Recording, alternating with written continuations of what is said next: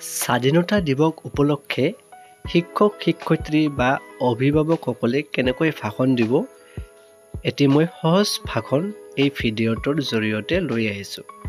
আপোনালোকে চাওক। নমস্কাৰ, আজিৰ এই শুভক্ষণত উপস্থিত সন্মানীয় শিক্ষাগুৰুসকল, সন্মানীয় গণ্যমান্য ব্যক্তিসকল, মোৰ বন্ধু বান্ধৱীসকল, মৰমৰ ছাত্ৰ ছাত্ৰীসকল আৰু সন্মানীয় ৰাইজ, মই সকলোকে ৬৯তম সংখ্যক স্বাধীনতা দিৱসৰ আন্তৰিক শুভেচ্ছা জ্ঞাপন কৰিলোঁ।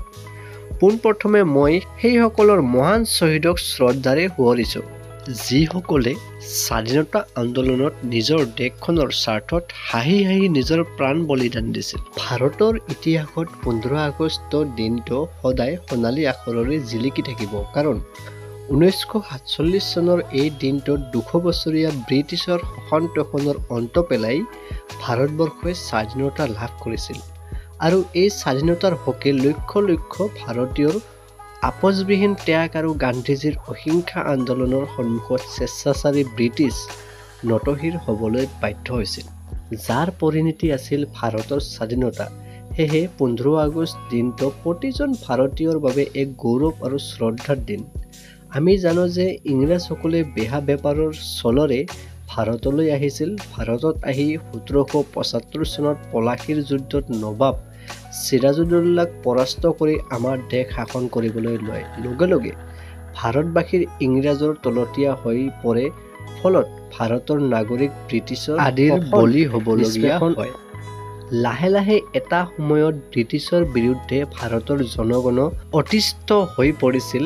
স্বাধীনতাৰ অধিকাৰকাৰী ব্ৰিটিছে ভাৰতীয় জনগণৰ ওপৰত উৎপীড়ন চলোৱা আৰম্ভ কৰিছিল।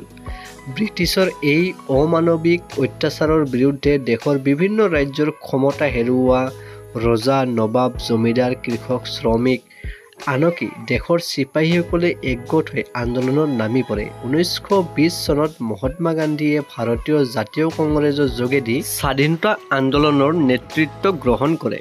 ১৯২১ চনৰ পৰা সমগ্ৰ ভাৰততে ব্ৰিটিছৰ বিৰুদ্ধে বিদ্ৰোহ আৰম্ভ হয়, আৰু এই আন্দোলনত ভাৰতৰ হাজাৰ হাজাৰ জনতাই নিজৰ প্ৰাণ আহুতি দিয়ে।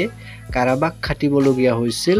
স্কুল, কলেজ, কাৰ্যালয় আদিত কৰ্মৰত কৰ্মচাৰীয়ে কৰ্মস্থান ত্যাগ কৰি আন্দোলনত নামি পৰে। আৰু এনেকৈ এটা সময়ত ১৯৪৭ চনৰ ১৫ আগষ্ট অৰ্থাৎ আজিৰ এই দিনটোতেই ভাৰতে স্বাধীনতা লাভ কৰিবলৈ সক্ষম হৈছিল।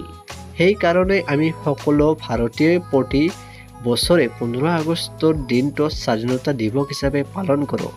শেষত সকলোকে পুনৰবাৰৰ স্বাধীনতা দিৱসৰ শুভেচ্ছা জনাই সকলোৰে সুস্বাস্থ্য আৰু দীৰ্ঘায়ু কামনা কৰি মোৰ চমু বক্তব্য সামৰণি মাৰিছোঁ। ধন্যবাদ। জয় হিন্দ, জয় ভাৰত।